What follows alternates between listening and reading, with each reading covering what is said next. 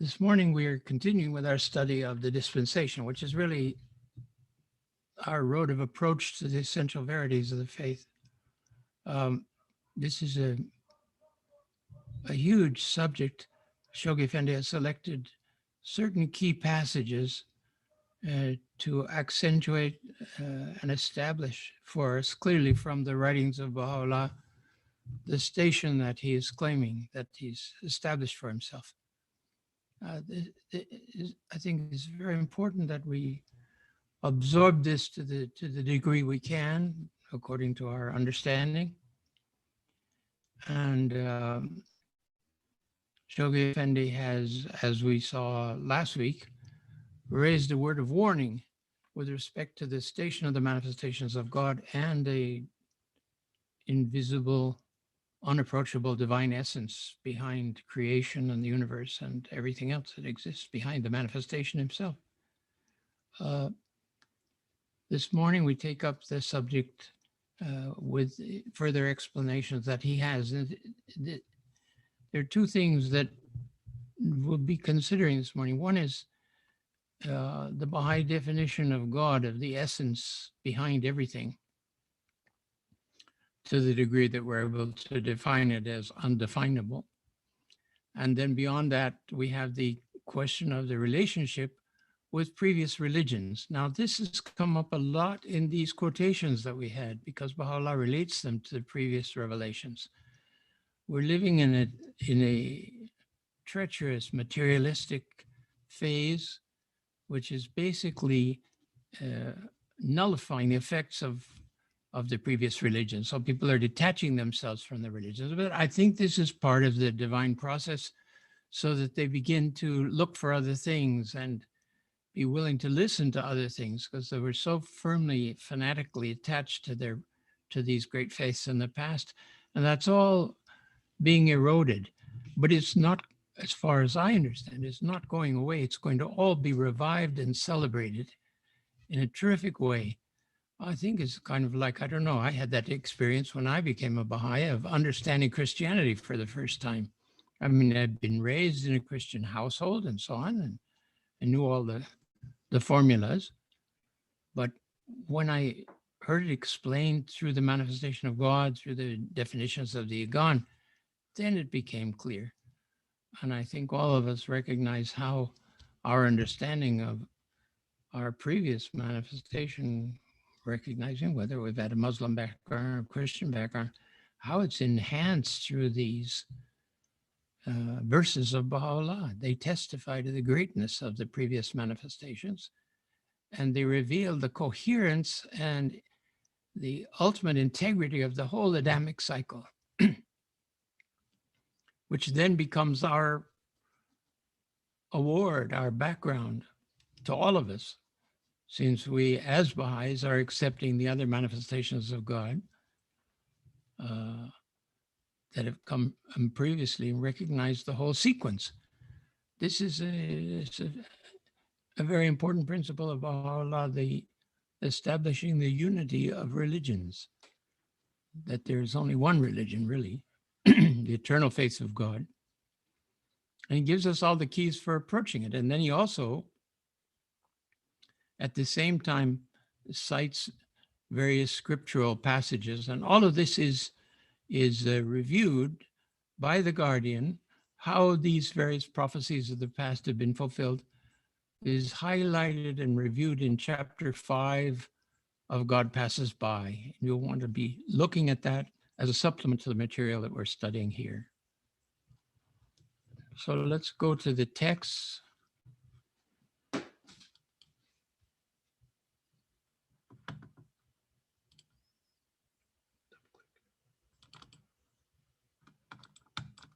See if I can bring it up here.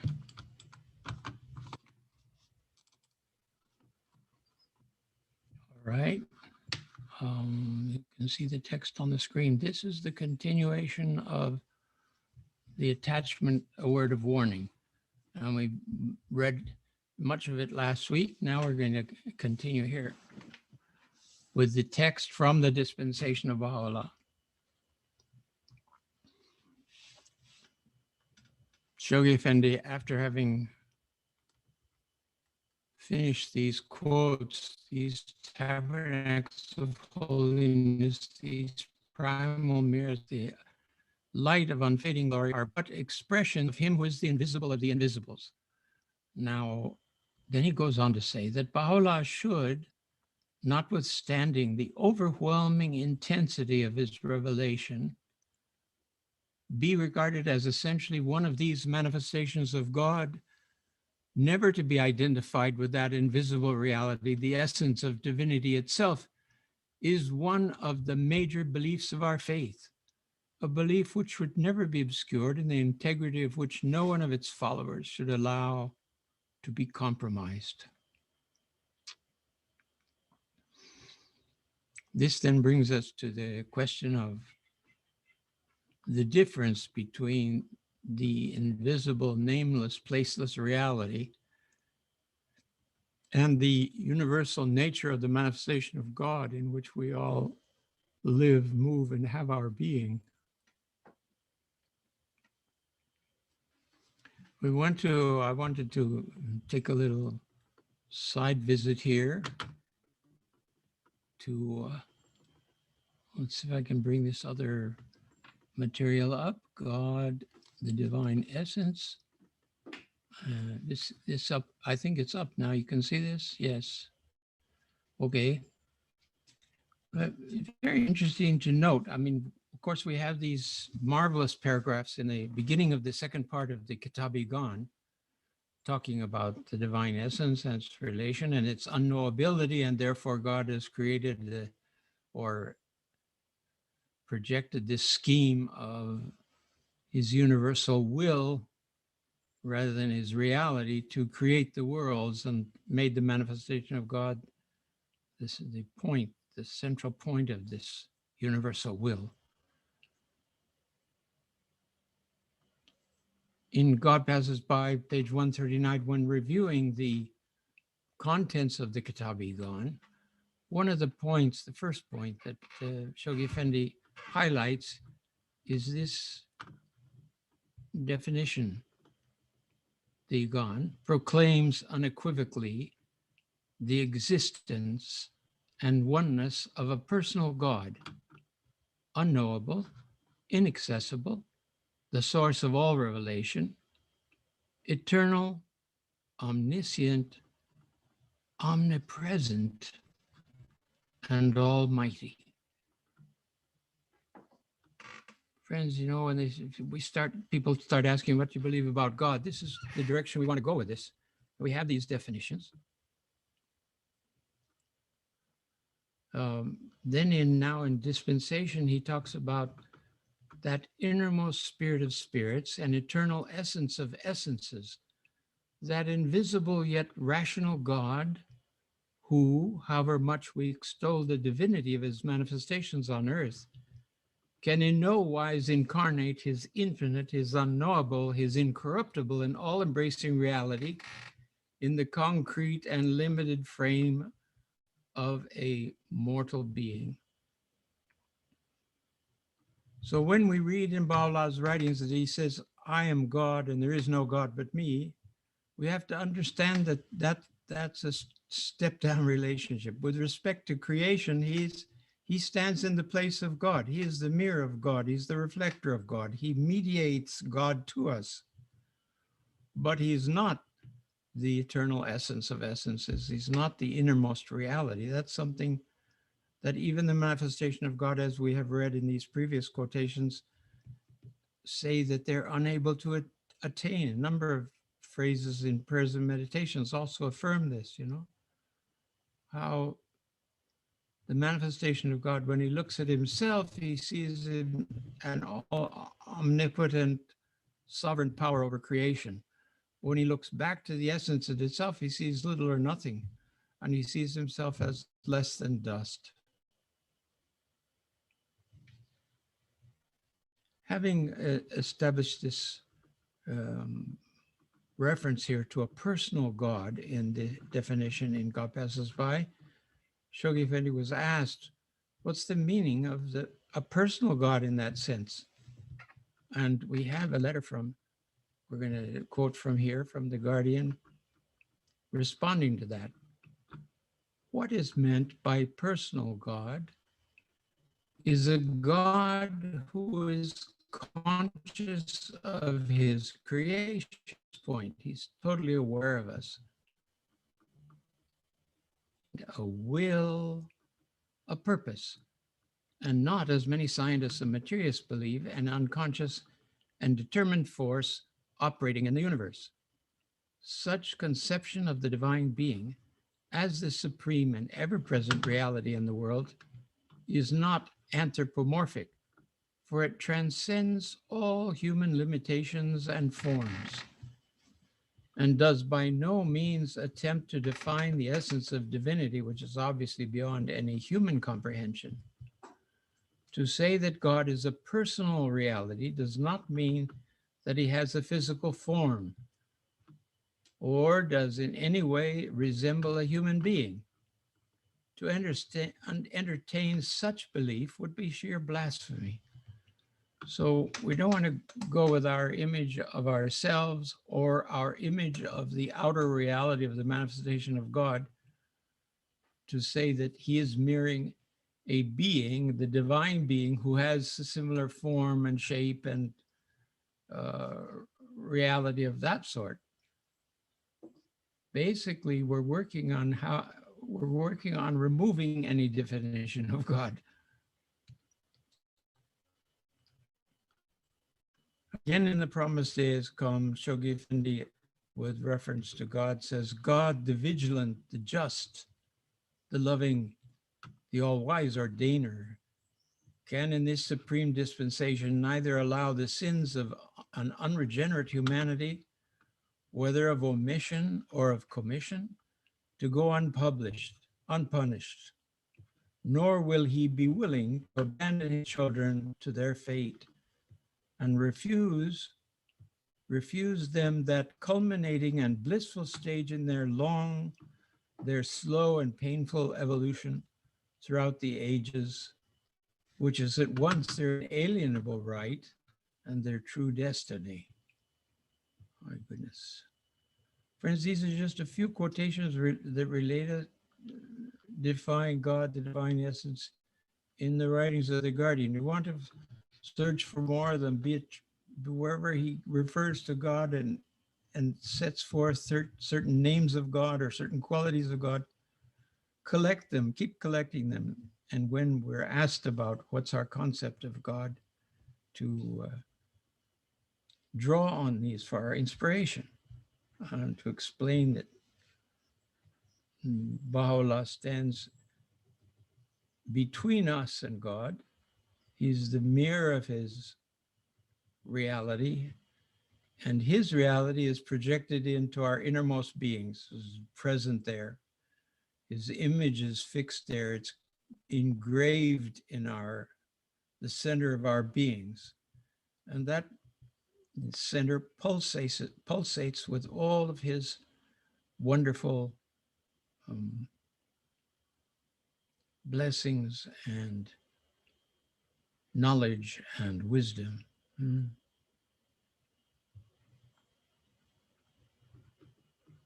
Now, if we can go back to the other words of warning again.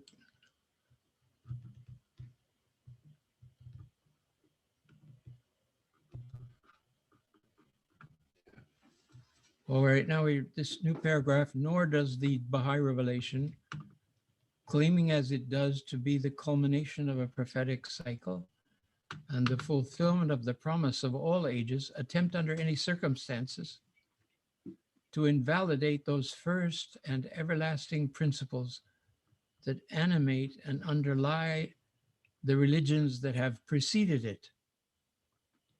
This is very important truth. I mean, with regard to the principle of the unity of religions, they're all one reality, they're one truth. They have various degrees of authenticity with respect to their scriptures, but there's no attempt to invalidate the first and everlasting principles that animate and underlie them. Shoghi Effendi goes on to say, the God-given authority vested in each one of them. It admits and establishes as its firmest and ultimate basis. If it were not for the coming of Baha'u'llah, we read early in these quotations, the whole run of them, we began examining Baha'u'llah's texts here. If it were not for Baha'u'llah, none of the previous manifestations would appear because they're all preliminary. They're preparatory for the appearance of the great day of God, for the culmination of everything that's gone before in recorded religious history. Now it has come of age with the appearance of Baha'u'llah, with the appearance of the all-merciful amongst men. It regards them, these previous religions, in no other light except as different stages in the eternal history and constant evolution of one religion, divine and indivisible, of which it itself forms but an integral part. I don't know how you all do, but I haven't paid sufficient attention to this. So I've tried to review these things in my mind and inherit the blessings, the heritage that these divine faiths, previous divine faiths, as aspects of my own faith, of our own religion, have endowed me. It neither seeks to obscure their divine origin, nor to dwarf the admitted magnitude of their colossal achievements. It's so important to disarm people who are we're talking to about the faith, who think we're trying to in some way belittle past faiths because we have a new one. It can countenance no attempt that seeks to distort their features or to stultify the truths which they instill. Its teachings do not deviate a hairbreadth from the verities they enshrine, nor does the weight of its message detract one jot or one tittle from the influence they exert on the loyalty they inspire. Are you familiar with jots and tittles? It's the cross on the T and the dot on the I, I think, basically. Far from aiming at the overthrow of the spiritual foundation of the world's religious systems. Now, this is an interesting, the spiritual foundation of the world's religious systems. That's what we are proclaiming and addressing. Its avowed, its unalterable principle is, far from overthrowing them, its purpose is to widen their basis, to restate their fundamentals, to reconcile their aims, to reinvigorate their life, to demonstrate their oneness,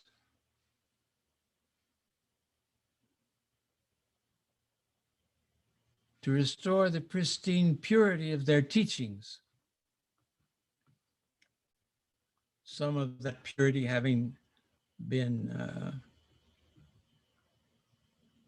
compromised by the adoption of false teachings, teachings which were not in the scriptures, but which have come to dominate the thoughts of different aspects of past faiths, to coordinate their functions and to assist in the realization of their highest aspirations. This is the fulfillment of everything that the followers of past religions should love and adore and recognize in this day. These divinely revealed religions, as a close observer has graphically expressed it, are doomed not to die, but to be reborn. Nor does the child succumb in the youth, and the youth in the man. Yet neither child nor youth perishes. Very interesting quotation from a very obscure source. This comes from the review of one of, in an English newspaper of one of Ibsen's plays. All right, friends, now we're going to go on to the third of our, which is really a further elaboration of this question of past religions and the relationship we bear to them. So this is another of the documents that's been included and is accessible to you through the site here. Relationship to previous religions. The revelation identified with Baha'u'llah abrogates unconditionally all the dispensations gone before it.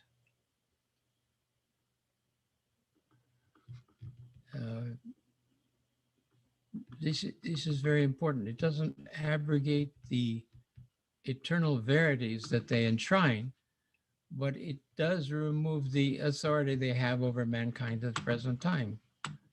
The reigning monarch in our day is the appearance of the twin manifestations of God, the Bab and Baha'u'llah.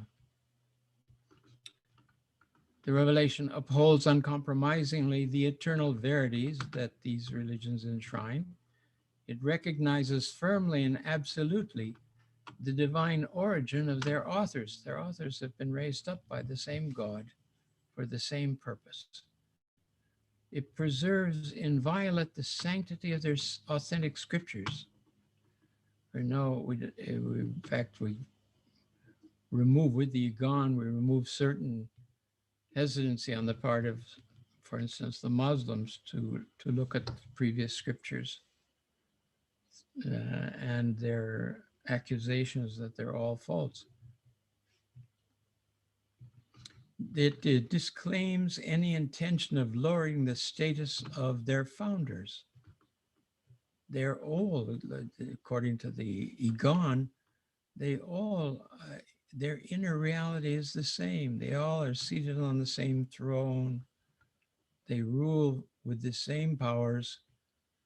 They do not outwardly demonstrate all of the qualities that we see in Baha'u'llah because that was not yet the time for them, but not that Shoghi Effendi, as we read in the Igan, not that they lacked them in any way, but that they were not called upon to demonstrate them in their particular assigned missions. The oneness and wholeness of the manifestations, which they're all identical, is one thing, and then their individual identity and the relationship to the age in which they appear and the truths that they give and the social teachings that they define, those are all different. Clarifies and correlates their functions between the different faiths and between the different phases of those faiths themselves. Reaffirms their common, their unchangeable, and fundamental purpose. They're all created to draw us nigh unto God, to enable us to worship and serve God through the programs that the manifestation of God has defined for us. Then it also reconciles their seemingly divergent claims and doctrines. Again, for this, you want to look back at the prophecies that are reviewed by Shoghi Effendi in chapter 5 of God Passes By. The faith readily recognizes and gratefully recognizes their respective contributions to the gradual unfoldment of one divine revelation. Unhesitatingly acknowledges itself to be but one link in the chain of continually progressive revelations. Supplements their teachings with such laws and ordinances as conform to the imperative needs and are dictated by the growing receptivity of a fast evolving and constantly changing society. And finally proclaims its readiness, this revelation, this faith, its readiness and ability to fuse and incorporate the contending sects and factions into which they have fallen into a universal fellowship functioning within the framework and in accordance with the precepts of a divinely conceived, a world unifying, a world redeeming order. That's one of the quotations. That's from God Passes By, page 100. Shoghi Effendi approaches this theme in several of his works, and that's what we're looking at. We looked first at that paragraph from the dispensation. Now we've looked at this of God Passes By, page 100. We're going to move on to another one. These points, we've made them bullet points because we don't want to get any of the, lose any of this. In fact, the wording of it is very helpful in the process of the teaching work when dealing with people who are strong adherents of former faiths or want clarifications from us as to exactly what the intention of the Baha'is are, who Baha'u'llah is, how they view their former scriptures. All of this is covered here. And we should look carefully, I think, and to the degree possible, master the wording. Now we move on to another statement. The faith standing identified with the name of Baha'u'llah disclaims any intention to belittle any of the prophets gone before him, to whittle down any of their teachings, to obscure, however slightly, the radiance of their revelations, to oust them from the hearts of their followers, to abrogate the fundamentals of their doctrines. We saw before that they abrogate the previous faiths, but not their teachings, not their doctrines, just the sovereignty that they exercise over mankind during the dispensations where they reigned. To discard any of their revealed books. Indeed, we see how Shoghi Effendi has called us to study the Quran, study the scriptures of previous religions, certainly with the prophecies that are there in God Passes By. We want to look back to those holy books and see where these things are embedded. Or it's not intended to suppress the legitimate aspirations of their adherents. Repudiating the claim of any religion to be the final revelation of God to man, clear principle of our faith, a clear essential verity of our faith.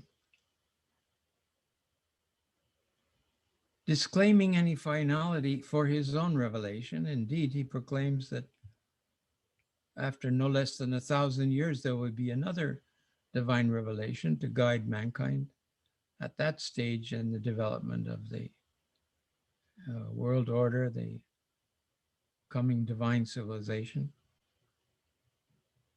Baha'u'llah inculcates the basic principle of the relativity of religious truth, the continuity of divine revelation, the progressiveness of religious experience. I think we can all readily admit that as mankind absorbs this vision, it produces a cohesive, unified vision of the past and sets us firmly on a path towards the goals of the future. His aim is to widen the basis of all revealed religions. And notice this, to unravel the mysteries of their scriptures. So many points of past scriptures have been interpreted in the Baha'i writings. Baha'u'llah, he insists on the unqualified recognition of the unity of their purpose, restates the eternal verities they enshrine, coordinates their functions, distinguishes the essential and the authentic from the non-essential and spurious in their teachings. That becomes quite clear. How many of the talks of Abdul-Baha are dedicated in the West to clarifying this point.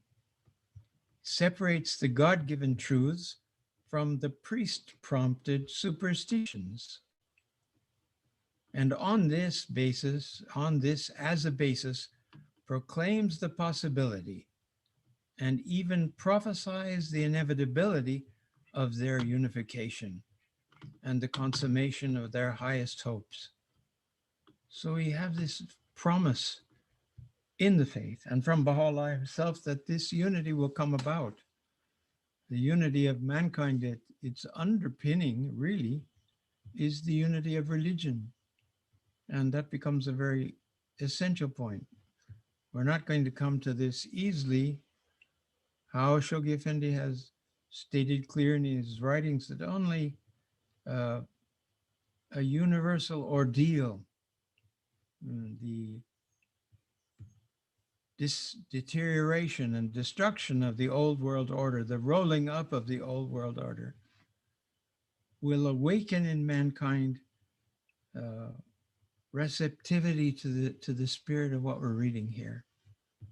He's leading us down a path of terrific destruction in order that we can reach to the consummation of our hopes and see the beginning of this thing. Now, it's not going to be easy for those of us of the present day. The House of Justice said you can see no quick solution to the problems of mankind. We're working through an interim period. We're working through the various phases and stages of this age of transition, the formative age. It's forming us, it's forming the institutions upon which this promise of the future rests. And as you'll see, this has been quoted by Shoghi Effendi from The Promised Day Has Come. Search out there other briefer references to the fulfillment of this principle, but these are the main ones, okay?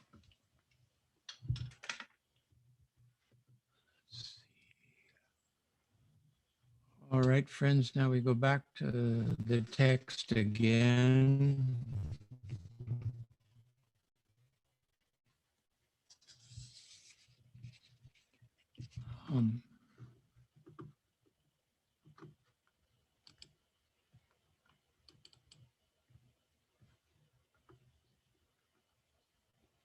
We have ended up where we're reading these divinely revealed religions as a close observer has graphically expressed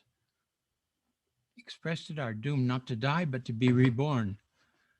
Nor does the child succumb in the youth and the youth in the man, yet neither child nor youth perishes. One reality is growing. Shoghi Effendi used to talk about this. Sometimes you see that recounted by the pilgrims who were in his presence. He would sometimes simplify the vision. He would say that the revelation has come and it is the seed of the future. And it's been planted in the earth of human belief here on this planet. And it's growing now, the seed of the revelation. And he says it's been watered by the blood of numberless martyrs and a young tree full of green leaves and is now growing. And this is the administrative order. And he says, when this administrative order, this allegorical tree will flower, the flowering represents the birth of the world order of Baha'u'llah.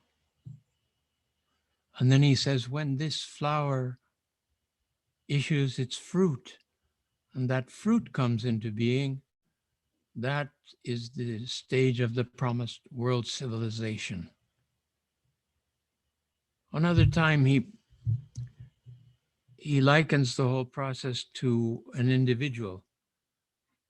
Okay, Baha'u'llah has come and he's established a seed, and he's cast this seed into the womb of the world. And there is an allegorical child that's growing there. And this period of the formative age is still an embryonic stage.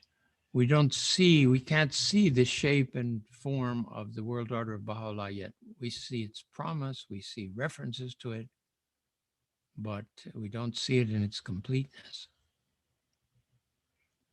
Then he says that once that child is born, it's an infant at that stage. That's the world order of Baha'u'llah. The administrative order is still all in the womb. It's the embryonic stage. Then that's born and the child is born. Then the child has to grow up. And when it reaches adulthood, when this world order comes to full maturity and reaches adulthood, then it becomes the mature individual, or in other words, the world civilization that's promised by the revelation. Wonderful progressive stages to reach to this kingdom of God on earth as been promised in our prayers of the past. So now Shoghi Effendi, after ending this with this reference to the neither child nor youth perishes, he begins quoting from Baha'u'llah again to demonstrate, as he does.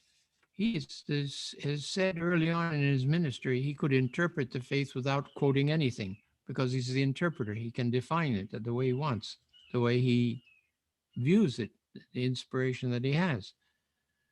But he keeps coming back and bringing our attention to the quotations from the actual scriptures, which reaffirm or establish these truths.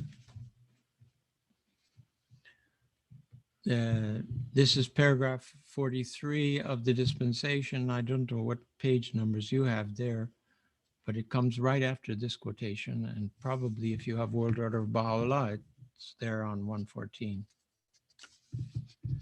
They who are the luminaries, let's go back here.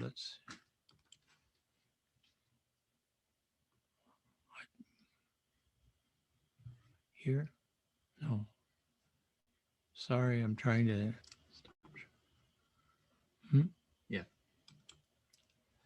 So that I come back to be with you to read these quotations directly from the book. They're not yet in any of the attachments.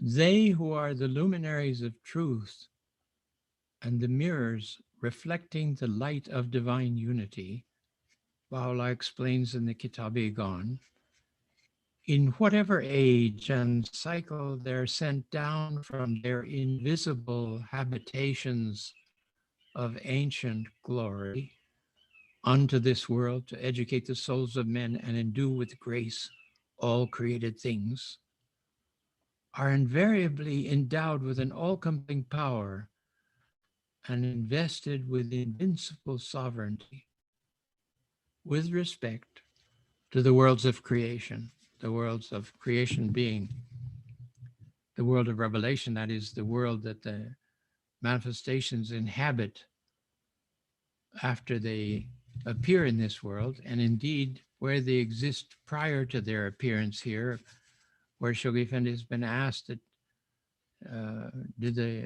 we know man as man has no pre-existence. The development of his individual consciousness takes place with his connection to this realm of creation.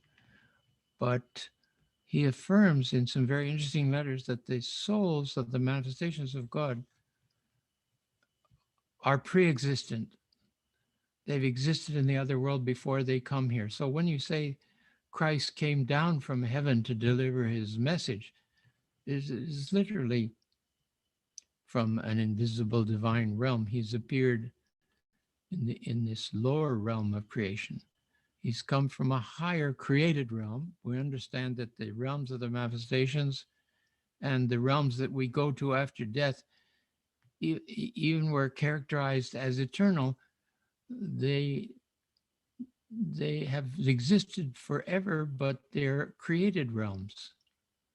They're dependent realms. These sanctified mirrors, these day springs of ancient glory, are one and all the exponents on earth of him who is the central orb of the universe, its essence and ultimate purpose. From him proceed their knowledge and power. From him is derived their sovereignty. The beauty of their countenance is but a reflection of his image, and their revelation is a sign of his deathless glory. Through them, these daysprings of ancient glory, through them is transmitted a grace that is infinite, and by them is revealed the light that can never fade.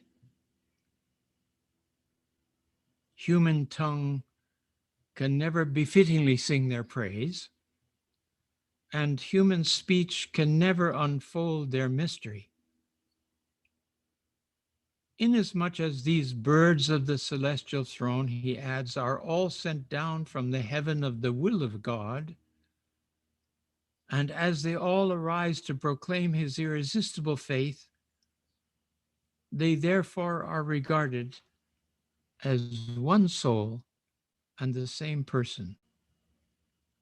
They all abide in the same tabernacle, soar in the same heaven, are seated upon the same throne, utter the same speech, and proclaim the same faith.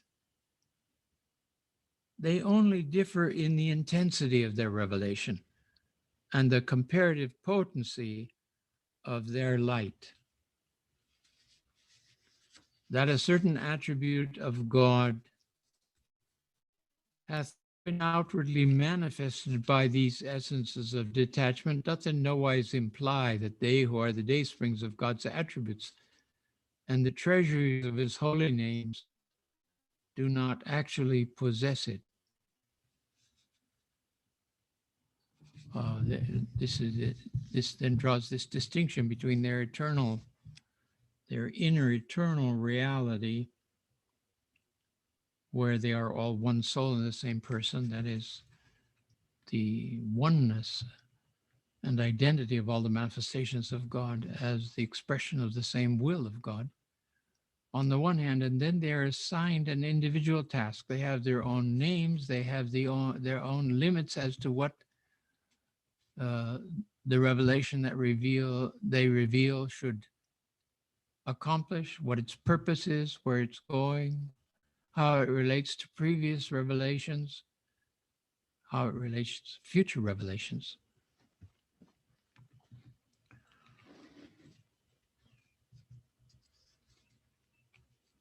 Then Shoghi Effendi takes up further his own elaboration of this in the paragraph 44 of the dispensation. It should also be borne in mind that great is the power manifested by this revelation, however vast the range of the dispensation its author has inaugurated. It emphatically repudiates the claim to be regarded as the final revelation of God's will and purpose for mankind. To hold such a conception of its character and functions would be tantamount to a betrayal of its cause and a denial of its truth. It must necessarily conflict with the fundamental principle which constitutes the bedrock of Baha'i belief, the principle that religious truth is not absolute but relative, that divine revelation is orderly, continuous, progressive, and not spasmodic or final. Indeed, the categorical rejection by the followers of the faith of Baha'u'llah of the claim to finality which any religious system inaugurated by the prophets of the past may advance is as clear and emphatic as their own refusal to claim that same finality for the revelation with which they stand identified. Then he quotes again from Baha'u'llah, to believe that all revelation is ended, that the portals of divine mercy are closed, that from the day springs of eternal holiness no sun shall rise again, that the ocean of everlasting bounty is forever stilled, and that out of the tabernacle of ancient glory the messengers of God have ceased to be made manifest, must constitute in the eyes of every follower of the faith a grave, an inexcusable departure for one of its most cherished and fundamental principles.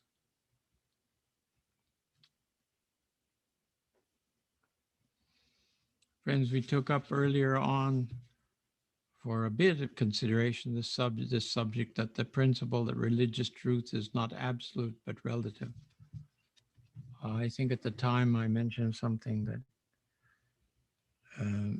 again, at this time may sound a little harebrained, but once we've established the oneness of mankind on this planet, which is the final stage in the social evolution of this orb, of this earth we live on, Shoghi Effendi has suggested that there'll be contact with other planets in the future, and also has suggested that there will be manifestations of God to establish the principles which will reign in the relationship we have with those other realms that we'll be contacting. Obviously, that's a truth that's relative. You don't see it clearly stated in the revelation, although we have clear that there are many planets and those planets have creatures, and we can only imagine that the manifestations of God appear in all of them. But that's for the future. We have a reality. Our revelation is grounded in the relative truth that the ultimate goal for what we have going before us now is the unification, the spiritual unification, that the world should reflect the unity and oneness of God in the hearts of its inhabitants, that they should live in peace and well-being, and the society that we're a part of, the civilization we're a part of, is ever progressive in its nature on this planet. Some people think that when you say religious truth is relative and not absolute, it means it's not true. I don't think it just means the section of it that we're looking at is true for us relative to the needs and requirements of the age we appear in. Not that it's in some way not truth. Only absolute truth is God himself and the inner nature of the manifestations of God, which reflects that truth. All right, let's see if we take a look here a bit at the chat today.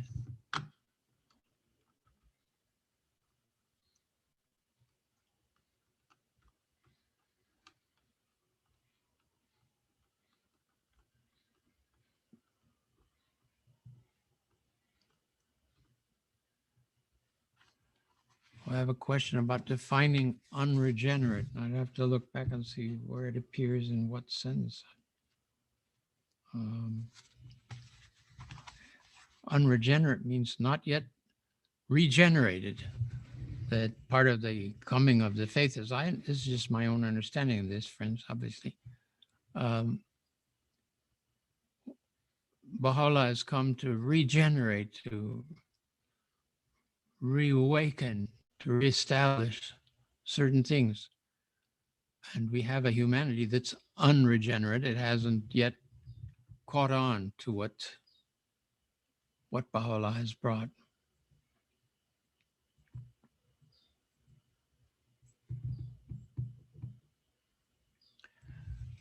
Expand on abrogates unconditionally all the dispensations gone before.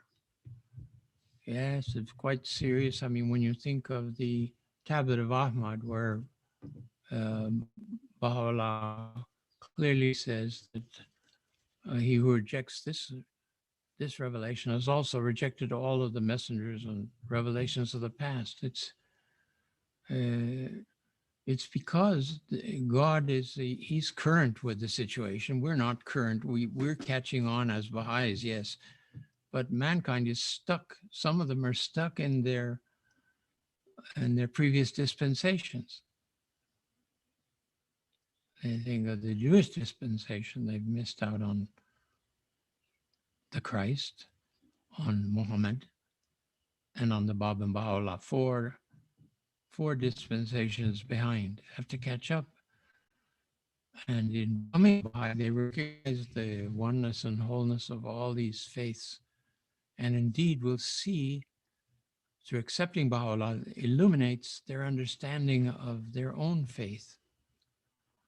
But as far as their reigning supreme, as far as their being the means of salvation, now they've been abrogated. You have to recognize Baha'u'llah for the special salvation here in this day, as I understand it.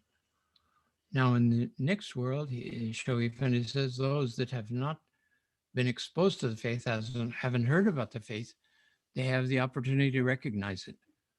And they can then embrace the light there. And nothing tells us that simply because we've gone to the realm of light and we've seen the light, that we will recognize it if we haven't here. It's a question of the propensity of the soul. If it's willing to sacrifice the love of its own affections, the love of its own inner being, and embrace the truth of the revelation, then it moves forward by degrees in the next realm, and it will be no disadvantage to them that they haven't heard of the faith here. It's a disadvantage to us that they haven't heard of the faith, that we haven't carried out our responsibilities, because we're the means of conveying the revelation and the verses of God and the whole meaning of his coming to humanity. Early stage, is there something else we should be doing? Frankly, there's nothing more important than that. The most important of all service and work is the diffusion of the truth of the faith, proclaiming the faith to others.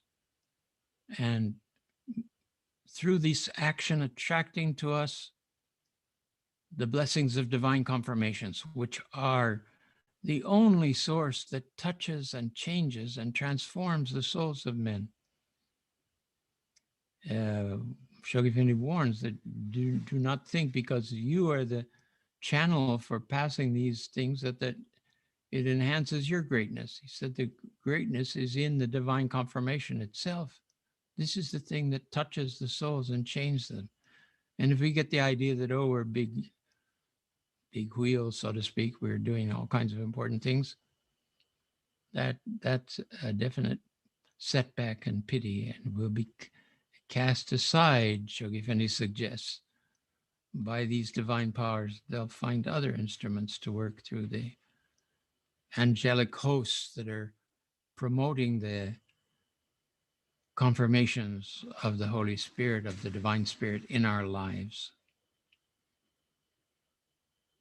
We have immense opportunities, immense obligations and responsibilities.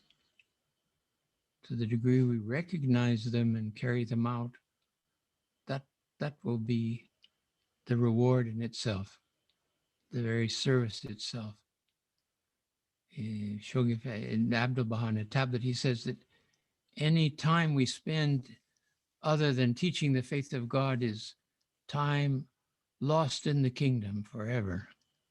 My goodness.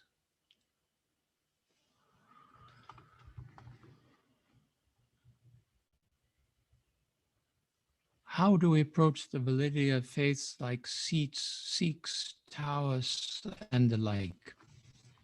There's some books written on this subject. I think there are other scholars who have gone into it. I haven't particularly made a study of these things.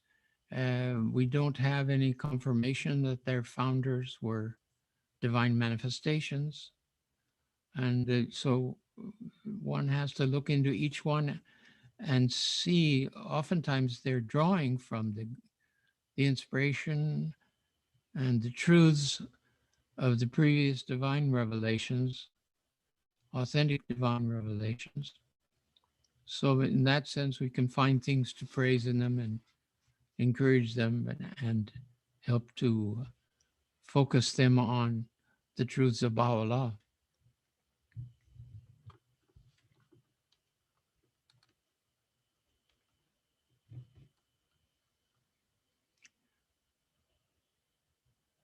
The close observer that's mentioned in the last passage about the finally revealed religions are doomed to not to die but to be reborn is in a review in a newspaper way back in the early days of Shoghi Effendi's ministry, which he picked up there. I don't know the name, but it is available.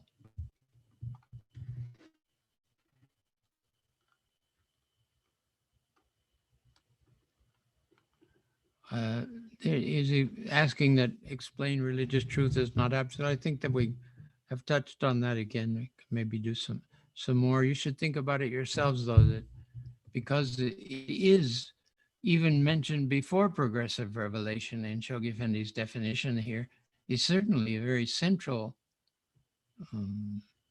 verity of our cause.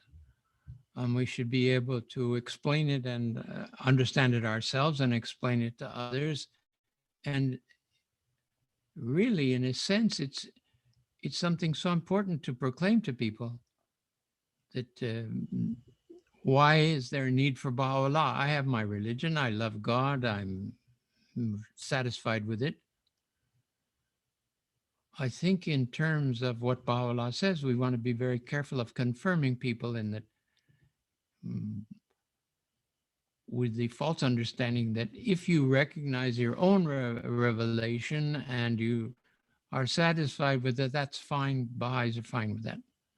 We're not really fine with that. We have to be cautious in the way we express it, but we would not be faithful to Baha'u'llah if we said that that's quite sufficient. If you follow your own religion, the old religion, we'll be fine, and we'll make some kind of interfaith movement out of the cause. This is not on, friends. This is not what the reality of what we're reading here is. It requires obviously tact and subtlety in conveying these truths. First of all, conveying them to the believers. We as believers sometimes don't understand these things and therefore are unable to explain them in a useful manner. What is meant? End of paragraph 43. Let's look and see here.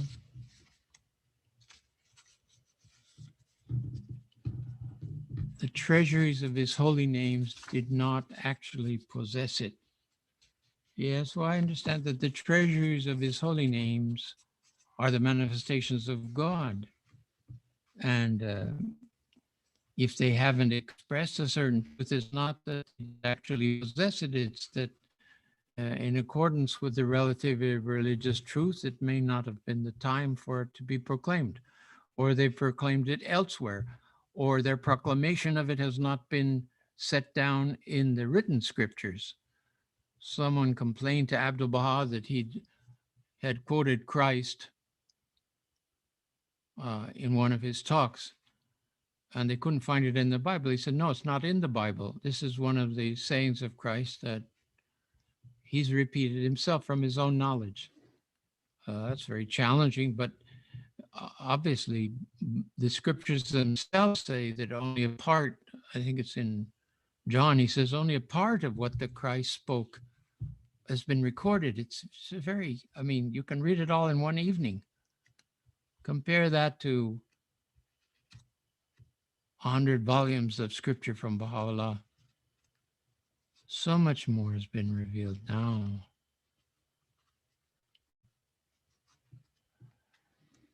Mr. Dunbar, did you say the manifestations pre-existed in higher realms before revealing their mission to us? Yes, that was what I said. And it's affirmed in published letters of Shoghi Effendi. And one of them, I think, in the letters to Alaska, again in letters to Australia, New Zealand.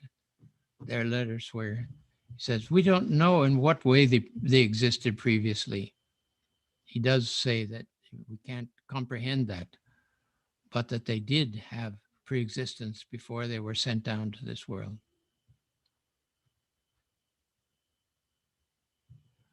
Then someone's kindly added unregenerate, not reforming or showing repentance, obstinately wrong or bad. Very helpful. And with that, friends, we've arrived at the end of our hour. It's been a pleasure to be with you. I hope that you've been able to identify these various passages and that they will become the object of further meditation on your part, that reflection and trying to make them your own, because obviously this is the very fundamental basis of our cause, given to us through this universal eye of the guardian of the faith, whose shadow overshadows all mankind.